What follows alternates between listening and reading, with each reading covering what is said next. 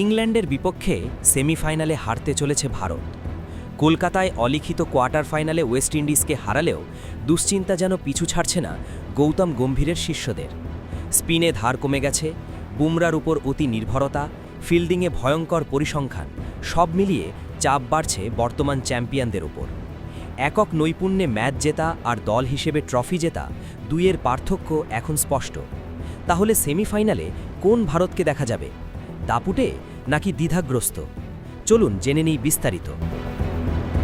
টি-20 বিশ্বকাপের সেমিফাইনালে ইংল্যান্ডের মুখোমুখি হতে যাচ্ছে ভারত।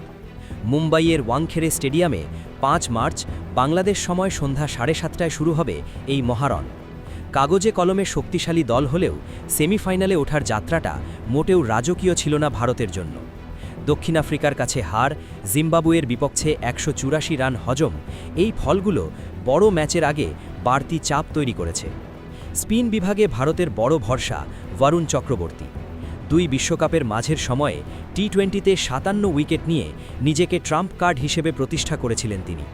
গৌতম গম্ভীর তাকে সাদা বলের ক্রিকেটে নিয়মিত করার পর থেকেই প্রত্যাশা বেড়েছিল, কিন্তু চলমান বিশ্বকাপে সেই ধার অনেকটাই ম্লান।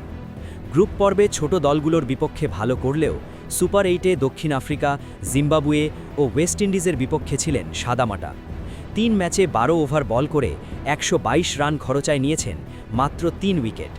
যে 4 ওভারের ওপর ভরসা করত ভারত, সেটাই এখন মাথা ব্যথার কারণ।